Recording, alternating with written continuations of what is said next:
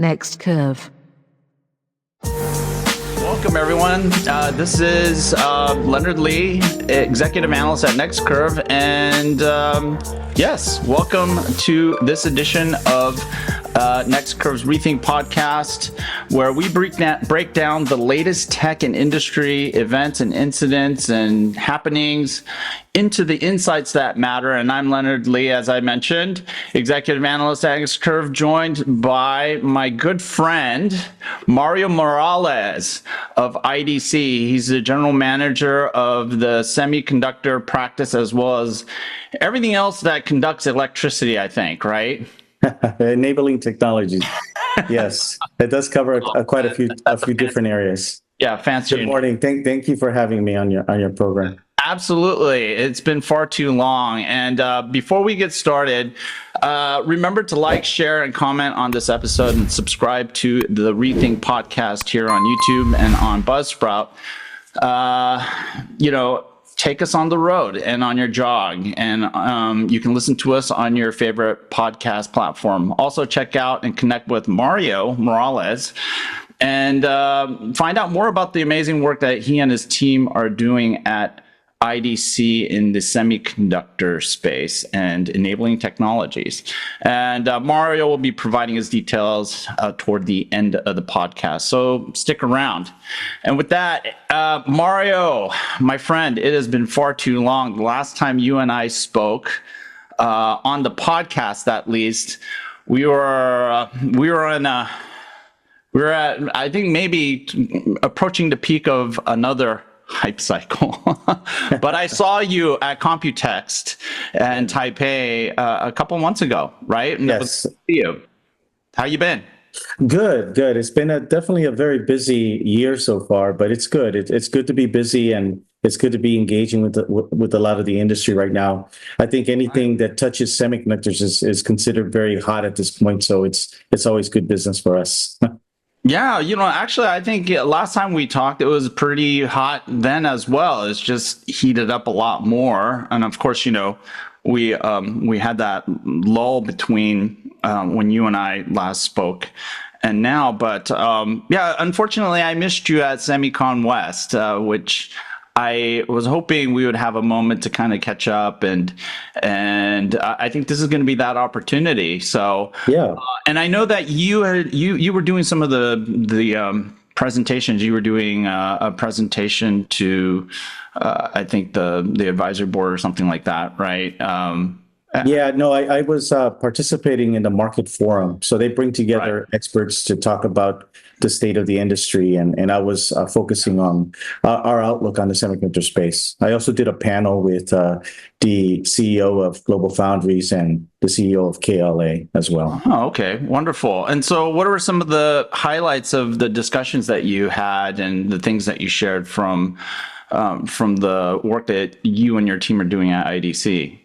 I think one of the biggest things that you get is that, we've been in a recovery mode since probably, I would say, the end of last year until we're at this point in time. But it's the recovery hasn't been very even. I think that if you're making compute silicon, AI accelerators, CPUs, and you're also doing memory, you're doing very well in the industry, and you're taking advantage of the recovery that we're seeing for the most part, right? But there are segments that were resilient during the during the correction last year, and areas like industrial and automotive.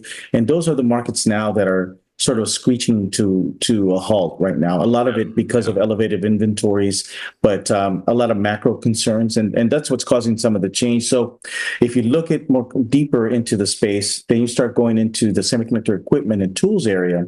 And that market saw a correction last year, but not as severe as people would have expected, because China spending, TSMC and Taiwan in general was also spending.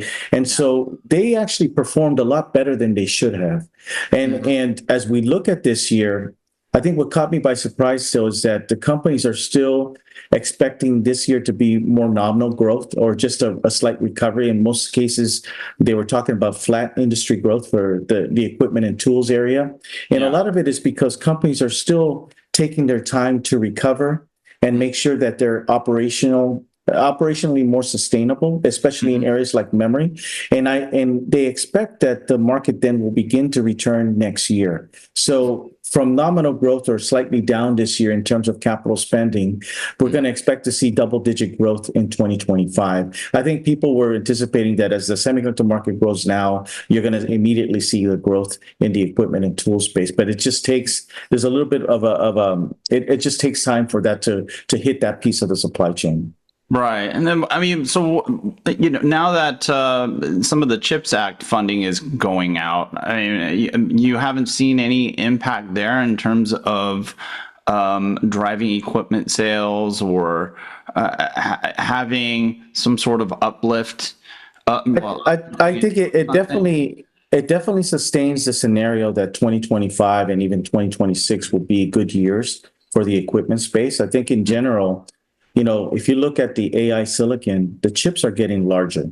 So that always bodes well for foundry companies making wafers and also for tool companies that have to address the levels of mass that you have to do to integrate and build these chips. And the tools themselves are getting more complex. So I would say that when you look at the CHIP Act, we've definitely seen the awards already earlier this year, but all of these awards and the monies themselves, it's going to take time because it's based on milestones, right? And so if you achieve a certain milestone, let's say you have a certain number of employees that you have to hire and you have to train and so forth, you'll receive a portion of the award. And I think it goes out through time. So I think that this is going to be more gradual.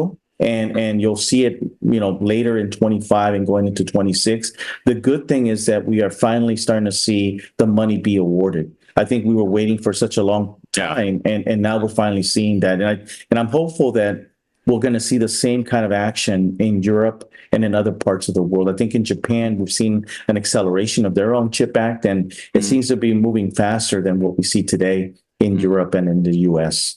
Yeah, I mean, but what do you think is the risk at the moment of a glut? I mean, with a lot of the generative AI supercomputing, I call it generative AI supercomputing. I don't just call it AI. I think my big issue at the moment with AI discourse is that there's a lot of conflation going on. There isn't enough specificity about what we're talking about. And I think just loose definitions lend toward just conversations with little integrity in them in terms of structure. Okay, I'm not talking about content, but the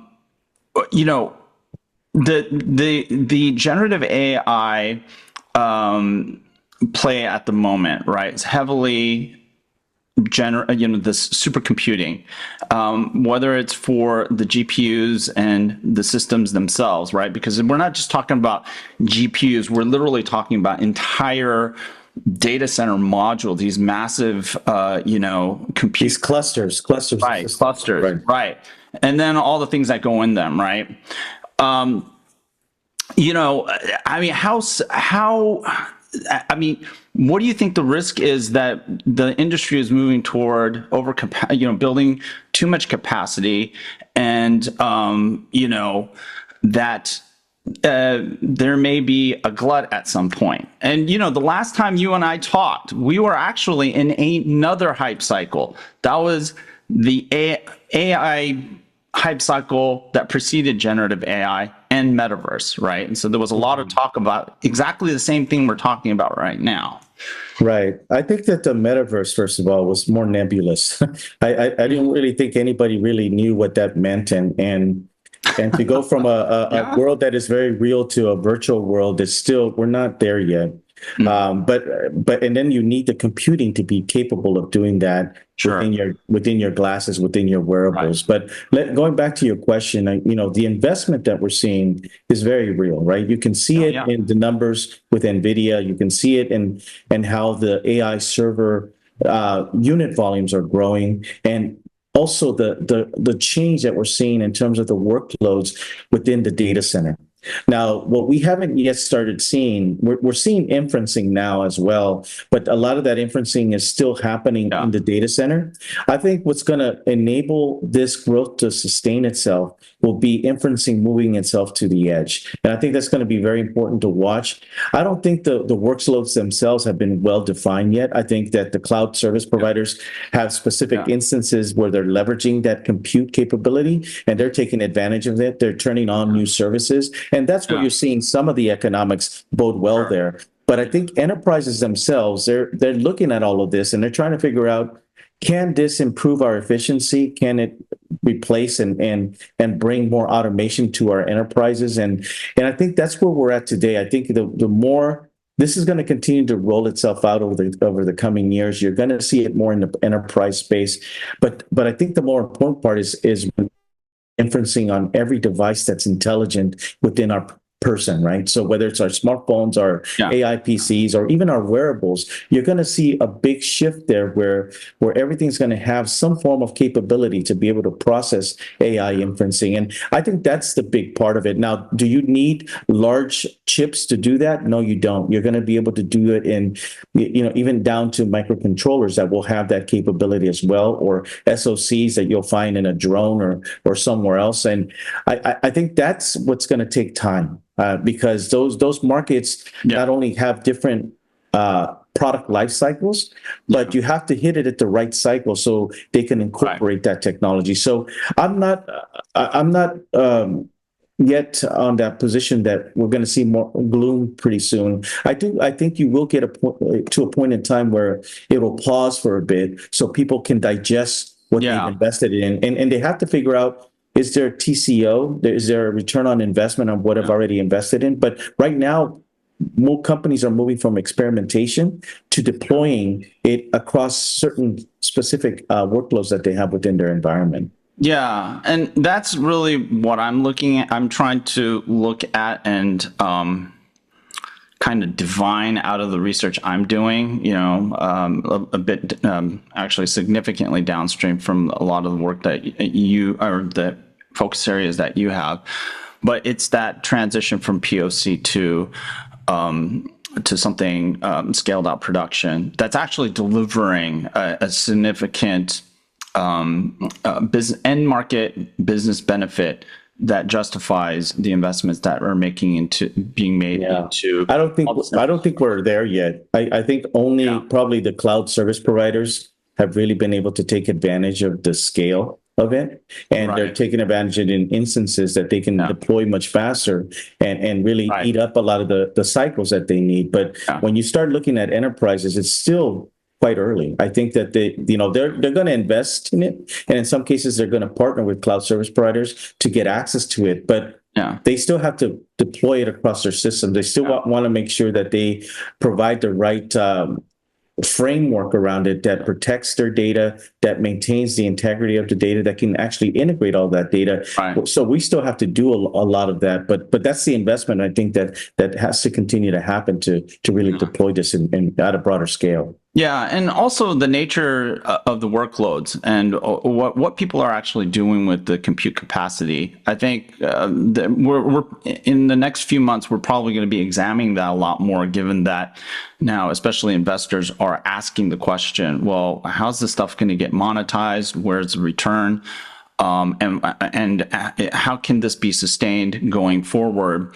As the cycle progresses, right? As we toward models that can now be good enough or are discovered to be good enough, and then, like we were saying, in a gradual way, probably introduced into enterprises for impact. But then obviously you have the ISVs that are also incorporating generative AI functions and features into their products, and so we'll see what kind of traction they get there. But outside of a few ISVs that I've spoken to, it's still they describe it as early days as well. So it definitely is. I think the ISVs themselves, we're going to need to see this on our laptops and in our phones. Yeah, and I think that's going to be the vehicles that whether or not we see success as we move this to the inferencing side of things. And I think the large language models themselves are going to need to get smaller, right? Because we're probably going to want to carry Absolutely. 5 to 10 models in our devices, right?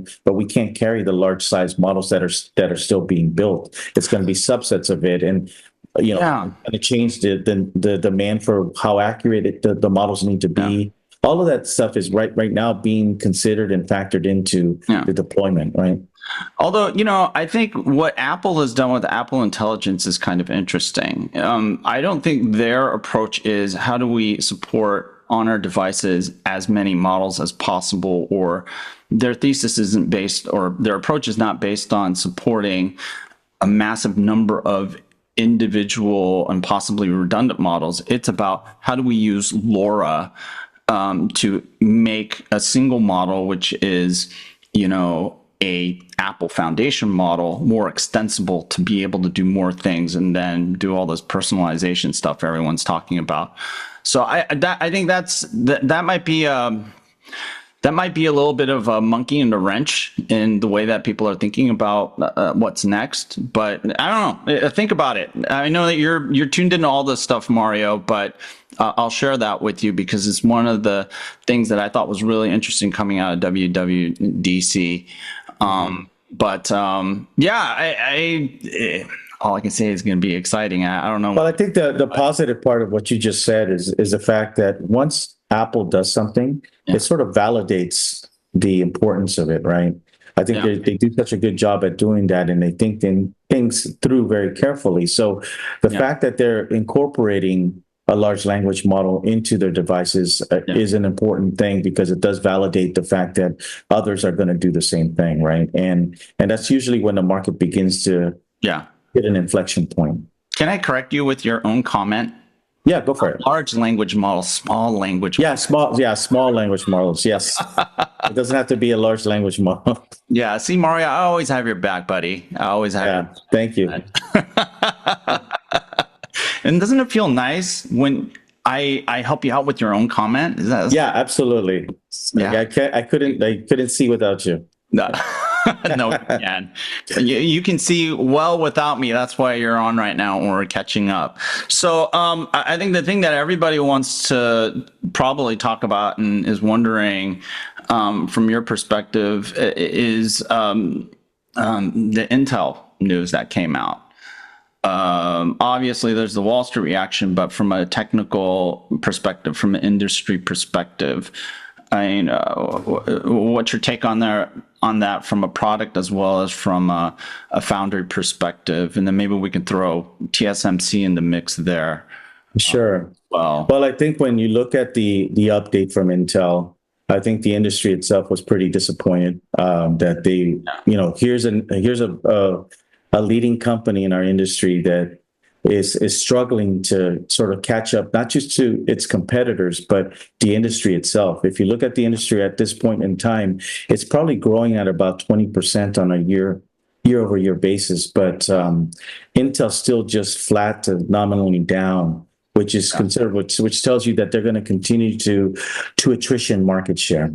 You look at it and the measures that are being taken by Intel now, the $10 billion cut that's going to be implemented starting in the second half of this year, but really for 2025 is very significant, right? You're going to see more than 15,000 people be let go, which is, and a lot of that, of course, it's in the Bay Area, it's on the West Coast so that's a big loss in itself. I think the fact that they have to do this to accelerate the reorganization that they announced back in April. I think what they announced in April was pretty significant, right? Because what it told us, and they were being true by being transparent, but what it showed us was that neither the product or the manufacturing side of the company was competitive, right? You look at the gross margins of the product side, and they don't look that well compared to Taiwanese companies that are fabless, Korean companies that are fabless, and of course, the leaders like Qualcomm and Broadcom and AMD and so forth and NVIDIA, right? So you have to fix that. And a lot of that comes with making sure you have the right products in the market at the right time. And I think that Intel's still struggling with that. There's an execution issue, not from a technological standpoint. I think they have smart people and they have good technology if you look at them in terms of their entire portfolio, but they have to hone in that technology and make sure that they are making the right products for what the market needs at this point. And so far, they've been using sort of stopgap products, things like Gaudi that are going to have some limited success, but they're not the answer when the market in the data center has already moved to GPUs, right? So they're going to need Sierra Forest. They're going to need some of these other products that they're going to be introducing later. So that's the product side. On a manufacturing standpoint, again, losing $7 billion annually, and it's going to get worse because the fundamental problem they have is that to prove this business to their customer base that they're targeting, they have to be able to prove that they can actually build their own products in that leading edge technology, right? So 5 technologies in 4 years was a very ambitious goal. Yeah. And when I look at it now, hindsight, right, from what we've seen deployed so far, there's only one real node that's going to be competitive out of those 5, right? And that's what they're going to try to compete against with TSMC. But the technology itself has to have broad appeal. It cannot just be catered to HPC and high performance silicon. It has to be able to also meet the low power requirements. It has to be able to meet the area requirements. So there's a lot of work that they need to do. They're still struggling to get a competitive PDK, a product design kit to market, and customers need that to be able to port their silicon design to the specific process. So some of those things have to get resolved, and I'm not sure if this change, if this $10 billion cut is enough to help them. I think that the time keeps moving forward and the competitors are moving as fast as they can, and they're just executing better. So that's sort of what I got out of it. It's unfortunate. It tells you that it's going to take a couple more years for the transformation so for what we can see the transformation to end up, right? Yeah, I mean, I'd like your reaction to some of my thoughts on this is, and I agree with a lot of that, what you're talking about, but I think the financial results just put a spotlight on how difficult the journey is. I like your comment about the stopgap because I agree with you. There are a number of stopgap products that they put out. They've also had to make a huge adjustment. I think accelerating Meteor Lake and Lunar Lake into the market is just something they had to do. They're paying for it. And unfortunately, they've had to make this, cost structure, restructuring of their cost and laying all these folks off. Which is, of course, it's a tremendously unfortunate thing. But I think those are also outcomes of having to adapt to what is a really rapidly changing competitive landscape, right? Especially on the product front. I think it has to do a lot with execution and an ability to, again, make the right products that the market is demanding, right? I mean, Lunar Lake was accelerated, and we're going to see Lunar Lake later this year and going into next year. But Lunar Lake is being built on TSMC, so they're definitely taking advantage of the efficiency and scale of TSMC, but they don't benefit as a company because normally you can sort of scale and learn as you scale, right? Yeah. They don't have that benefit because those products are not being built within their own captive manufacturing. Right, and then they also, the architecture changes that are coming along with 18A as well, right? The backside power delivery as well as the ribbon fed or gate all around transistor architecture. That also, execution really tough. But then I think the stories are definitely different on. From the product side and the foundry side with interesting nuances, right? That plug into different stories that are happening across the industry. I still think that Intel has some of the best technology in the world. I mean, if you start looking from everything from materials to transistors up to the applications and frameworks that they support, they're a pretty complete house. The problem is that all of this stuff is hard to put together, especially in a market like AI that is moving so fast. When the large language models take 3 to 4 months to change, how do you keep up with something like that when it takes you still a couple of years to put these things together, right? So that's the challenge that they're facing today. They have to worry about making sure also that their technology is competitive from a process standpoint. And I think they've chosen to compete against the and I think I would have taken a different approach. I would have sort of focused my capabilities in specific areas where they could benefit, like supporting the cloud service providers only, or focusing on a specific market or area where they could probably win. I think some of the partnerships that they have with like Tower and UMC, I think those are going to become more important over time. And those are definitely a lot more distributed in terms of the potential of customers that they can serve there. So I like some of the things that they're doing. They're definitely thinking different in terms of how to compete in this space, but there's some realities that they have to face, and there's still some issues around what I said earlier about execution that still has not been fixed. Yeah. And I mean, now that you mentioned UMC and Tower, it just seems to me that they're caught off rhythm. The Tower acquisition seemed to make sense, especially in the context of the objectives laid out by, the CHIPS Act, right? Which is to basically foster resiliency around the classes or categories of chips that contributed, or the shortage of those chips that contributed to the auto industry, that basically hobbled them during the COVID pandemic, or the COVID-19 pandemic. So I don't know. It seems like they still need to somehow sync up with where things are going, and I think they're still maybe a half step behind. Yeah, well, when I look at that part of their portfolio, the Tower acquisition didn't happen, right? It was stopped by the European Union, and for obvious reasons. But the partnership itself, they were far along in integration of their capabilities, and so they're still leveraging that. They're leveraging that in New Mexico for some of these older technologies, and so they're going to get benefit from that because there's a diversity of customers.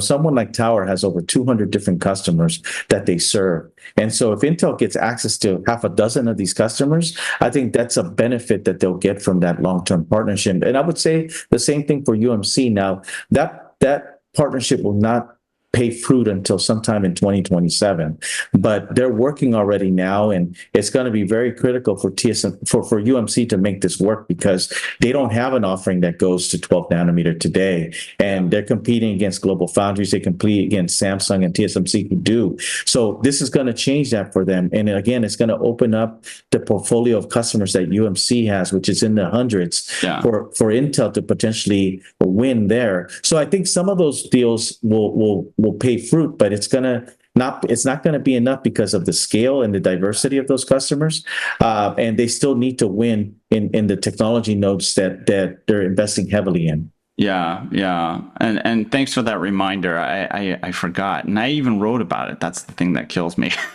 But I think also just in terms of mindset, thinking forward, the next step forward, I think that's going to be really important for them. And that's why my earlier comment, we see them adapting, and then there's price for that, right? Making adjustments to the roadmaps and plans. So.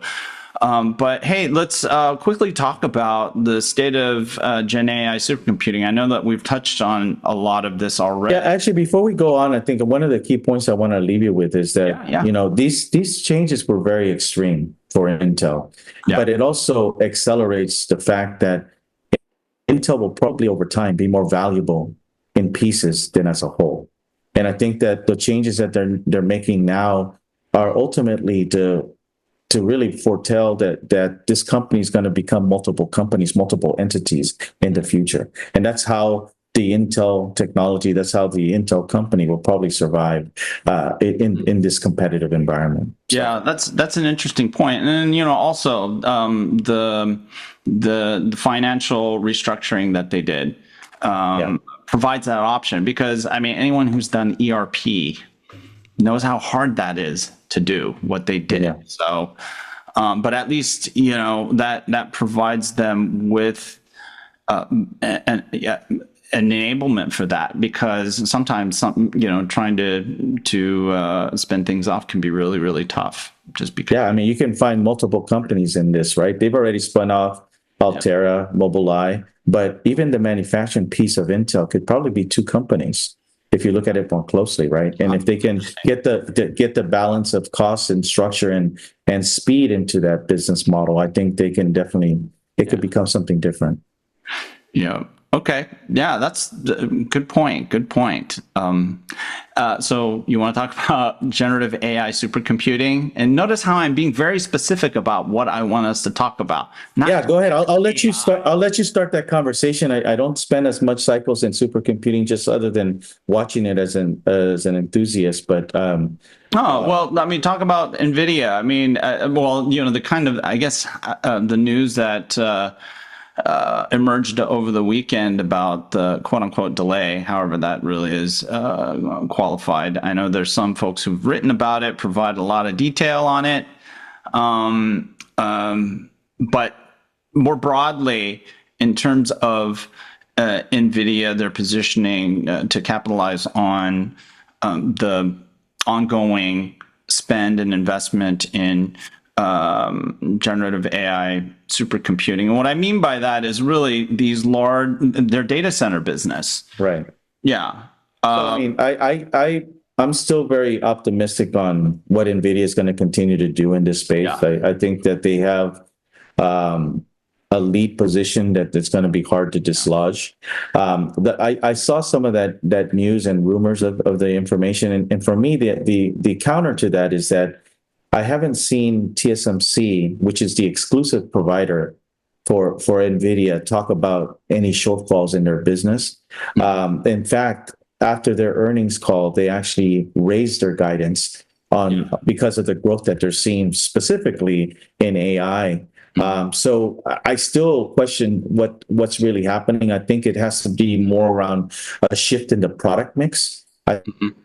Just like export control because of Huawei, I think that NVIDIA is going through the same challenges where they're respinning silicon from the original silicon that they created as their Blackwell, right, to sort of adhere to the export control regulation that our government is placing on them. And so I think you're probably hearing some of that noise as they prepare for those parts, because you can't just ignore the business in China. I mean, that's the biggest thing that no one's talking about, is that all these companies all have some exposure to China, and so they have to figure out a way to serve that market, right? So I would say that I think it's more of a product issue and a product mix that they're trying to align better than a delay or some big problem. Everyone's having trouble right now with advanced packaging in terms of being able to get enough supply of it. And also being able to leverage it.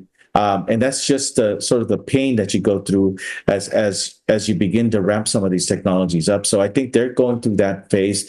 They've started qualifying other suppliers like UMC and ASE and even Intel is doing some work with NVIDIA on the packaging side. So all those changes, I think at some point in time you might have some hiccup, right? Because not everybody's going to be as aligned as TSMC was, but TSMC just doesn't have the capacity, even though they're doubling it, right? So I would say it's more a question of those things, product mix, and again, the ability to be able to use different suppliers for your back-end packaging. I think that's probably what you're seeing, the challenges that NVIDIA has. And one more point, which I think we learned at Computex was, and mostly from AMD, was that the solutions in AI accelerators now are moving to an annual cadence. So if you look closely at what Lisa started showing off at Computex, was they're showing off the fact that now they're going to be introducing an AI accelerator every single year. And NVIDIA was not a formal presenter at Computex, so they presented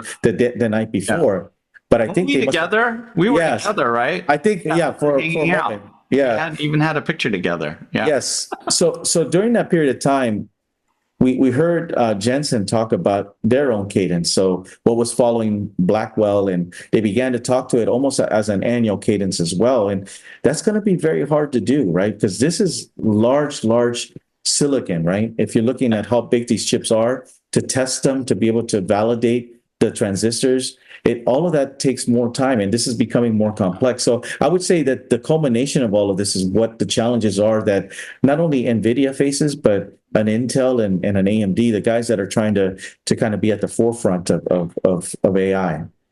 Yeah, and I mean, one of the things I'm really going to be interested in, especially given that a lot of what's being sold through with these, they call them GPUs. It's not really a GPU, right? It's I mean, these are like machines, whole systems that are being shipped out.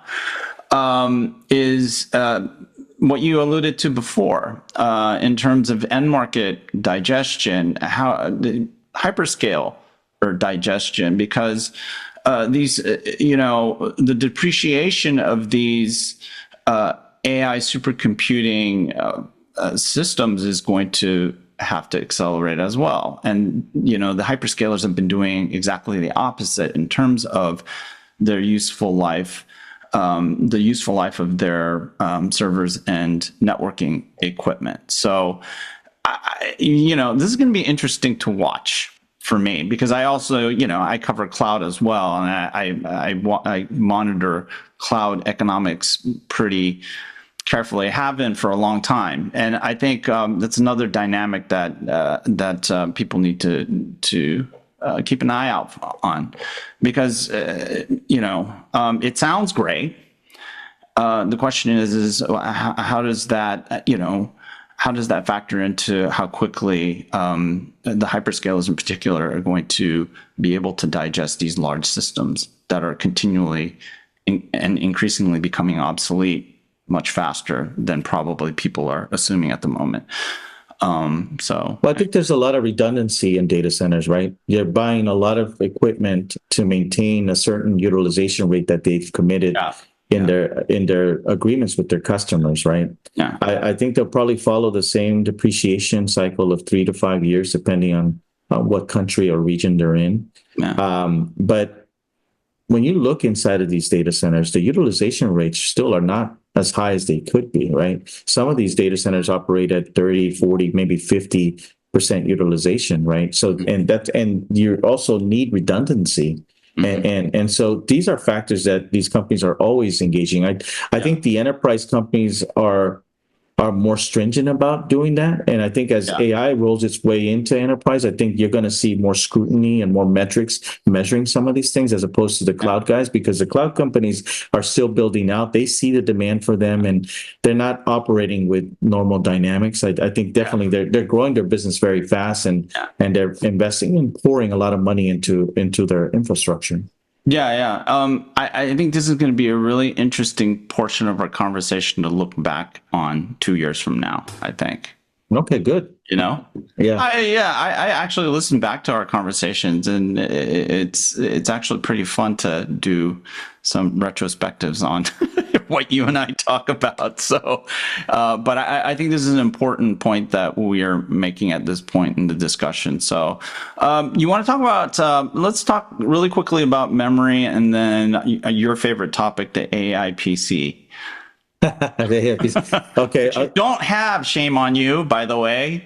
Yeah. Well, I mean, we'll start with the memory. I think the memory industry has been one of the most important drivers of the recovery that we're seeing today in the overall semiconductor space. If you look at last year, we saw a pretty good correction in the market. A lot of that was driven by memory, right? So the memory market declined on a revenue basis about 37% last year.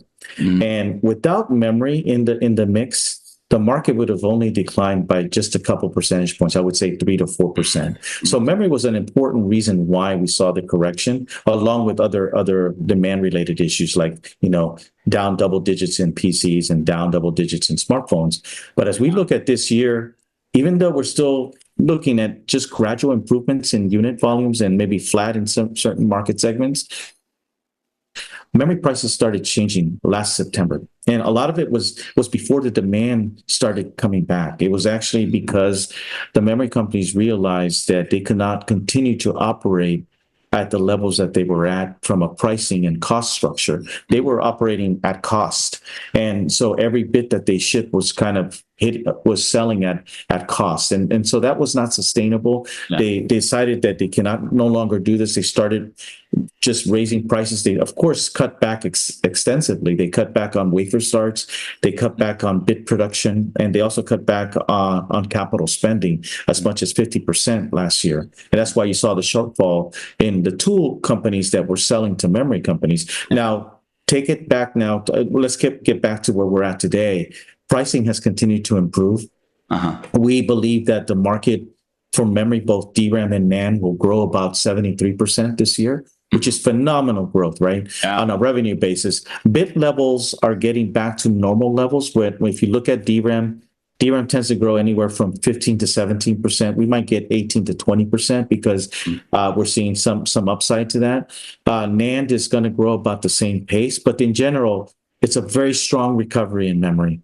A lot of it has to do not just because of HBM, but also DDR5 rolling out, and just even some of the standard DRAM that's out there. There's still markets that need to be served, right? And the memory companies are definitely enjoying this. They have not yet started returning to their spending patterns in terms of capital and spending, but that will come later. And that's why I think that 25 will be a better year for, I think, the tool companies, because they're going to benefit from the fact that now these companies are profitable again. As of the second quarter, they started actually making money. So it took them a couple of quarters to get back to a point where they can make money. And now they're making money. They're going to probably continue to. They still have to invest in 3D transistors when it comes to DRAM. Right. They have to get to hundreds of layers when it comes to NAND. And that requires more tools and that are more expensive. So you'll see a return of investment from them. But memory is going to be a very important area, because I don't think you can do AI with just compute. You're going to need the memory to be able to support it, right? And that's why you're seeing the explosion that we're seeing for HBM. Yeah, well, especially generative AI, right? Because it's very memory intensive, and it has a huge footprint. Even the small language models, right? Yeah. On smaller devices. So, no, great. And so, speaking of smaller devices, AI PC. You and I, when we were at Computex, actually, you and I we've been hearing about AI PC for a really long time. So what's the state of the union, the AI PC union, or should we call it the Copilot plus PC union? Yeah, I think we've been hearing about it probably since Intel launched in December in terms of actual products with Meteor Lake, right? And Meteor Lake, of course, we found out later was not meeting the specs that Microsoft has set for their suppliers, but it's still shipping tremendously, right? We've seen a lot of the deployment of Meteor Lake so far. Qualcomm announced, was a big announcement in the middle of Computex, and I think that was significant because it does put ARM on the map beyond Apple, right? And they have some good traction. I think that a lot of the technologies that they've taken from mobile, they've been able to apply beyond just the NPU, but I'm talking about the CPU, the GPU, but also all the audio capabilities, the security features, all of that stuff together. The sensing, all of these things together that they put together is going to make it an interesting and compelling solution. They're being supported now exclusively, at least for the next 6 months, by Microsoft. Mm-hmm. The challenge that AI PC hit though was they underestimated the backlash of recall. Yeah. And recall was an interesting feature, right, that they offered to Copilot, but now they turned that off, and they have to sort of fix whatever they need to fix to reintroduce it. But I think it's going to be very important for AI PCs to have that capability, so that our systems can continue to learn and personalize the system solution for each person that is using an AI PC. So I think it's going to be very important, but that will come later. And so will the competitors. AMD and Intel surprised, I think, Microsoft by introducing products earlier than they thought they would. And you thought AMD, they started shipping already their solution, but Lunar Lake has been moved up the schedule as well, and all of them carry more TOPS. In fact, AMD introduced systems that were higher in TOPS than even Qualcomm, right? Something like but at the end of the day, it's not just going to be TOPS that's going to win here. I think it's going to be the ability to be more agnostic with the compute that you're using, and you're going to use GPUs when you need to. A CPU is going to continue to be a workhorse as well, and then the NPU still will become more important, but it's going to take time because the ISVs that you talked about earlier, they're just now beginning to implement. And sort of program to the NPUs. And so there's not a lot of applications out there that can leverage NPUs at this point, but they're working on that. And I think you're going to see these systems improve. I think if you buy one of these systems now, you're probably going to future-proof so that at some point, maybe next year, a lot of these new applications that are going to start rolling out will be able to leverage the NPU, and you're going to see the benefit of that. But for now, we're seeing the benefit also of an interesting design where the battery life is pretty long. And it matches or exceeds what an M-book can do or a MacBook can do for Apple. Yeah, and but I think your point on the NPU is really important, because I think I've been pressing the industry, figure out what this thing is good for, right? And why 40 TOPS. And it turns out the 40 TOPS is really to support recall. And then also what we talked about earlier, this thesis that you're going to have multiple models, a large number of models running at the same time. And I think this is where Apple Intelligence kind of flips the script on stuff. And so this is going to be really interesting to watch. But I think with X series and what Qualcomm has done, I think at this point is very important in that the NPU now has a spotlight, and I think they have a good idea of what people are doing with the NPU on the smartphone, right? And for the ultra, the ultra light, thin and light, I think that story is being translated at that tier, that level, that category of PCs. The things above it, I think the jury is still out. But that's a frontier for ISVs in the PC world to figure that stuff out. But I think Apple kind of has an idea as well, since they've had an NPU in the M series for now going on 4 years, right? So, but I think that's going to be key for the AI PC to matter, because it was initially sold as being, hey, look, we have an NPU and it does all this wonderful stuff. And it boils down to, at the end of the day, for a lot of the devices that are now coming out as AI PCs, it's boiling down to battery life. Right. Yeah, it does still always come down to battery life. Right. Yeah. But we're going to find out later on as the applications start rolling out, they're going to begin to also optimize and program to the NPU. So you might not need 40 TOPS. You might maybe optimally need half of that, right? And because you're running multiple things at once and your system's constantly learning, there are going to be different ways that you're going to architect the system. So I see a lot of change still happening, but I'm excited about it because it's definitely to be able to, let's say, for example, this conversation that we're having now, and once this conversation is over, to have a transcript that sort of highlights the top 5 things we talked about. Oh man! As soon as we're done with the AI, right? Yeah, right. I think that's incredible, right? So coming out of a meeting, and you get the notes from the meeting automatically, and you know what your action items are. I get 150 to 200 emails a day, to be able to prioritize and say, what are my top 10 things I need to figure it out? Stuff like that, having your personal assistant, I think would be great, right? And I think those are some of the benefits that recall and AI in general in our systems is promising. Right. If it works reliably, that is big problem. It's the elephant in the room that people aren't talking about right now. Well, I don't even know it's about reliable. If it works without you even knowing, right? It has to. for me, what makes an Apple unique, what makes Qualcomm unique, is that they create some really cool technology, but the technology itself is invisible. It just works, right? Sure. And I think if we get to that point where these AI PCs are doing what they promise they can do, and it just works, I think that's when we've seen success. Right, Mario. But my point is that's the really hard part. Right? Yeah, it's not easy, right? Yeah. The really hard part, and people are only starting to learn now, and it requires a lot more other stuff that's let's say, silicon or software related to make that stuff happen. Well, actually, more software related. It's more of a broader system level to make reliability happen, and a lot of it has to do with knowledge and data, not just data. Yeah, our own data.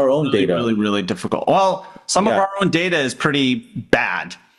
Well, that's your data, not our data. But no. No, well, except for of course, IDC. But here, Leonard Lee, I don't know. I have holes in my data. It's just the patches, right? The fills are up in here. Yeah. Unfortunately. I got to figure a way to extract it out. I'm waiting for Neuralink. But anyways, hey, Mario, it's so good to catch up, man. Thank you. And for everyone who's listening in, made it this far, he's one of my favorite guys, favorite analyst. Love hanging out with him and sharing ideas and talking about the industry like we've done for the past few minutes here. Hopefully everyone found the discussion informative. I know I learned a ton of stuff. I always do from you, Mario, and it was an honor to have you on again. Oh man, thank you, man. I'm humbled always when you invite me. I always want to make things work. So I appreciate the time and thanks for engaging with me. Yeah, no problem. Next time we'll have to have a drink while we're doing it. So, but hey everyone, make sure to connect with Mario. Mario, you want to share how you would like to get contacted? Sure. I mean, you can have my email. It's mmorales@idc.com. And then you can also connect with me on LinkedIn with M Morales, and you can find me easily there. Thank you. Yeah, and he has a fantastic team, and Mario himself is, I call him the man. Please subscribe to our podcast, which will be featured on the Next Curve YouTube channel, which you're probably either watching or listening to here. And check out the audio version on Buzzsprout, or find us on your favorite podcast platform. Also, subscribe to the Next Curve research portal at www.next-curve.com for the tech and industry insights that matter. Mario, once again, thank you so much.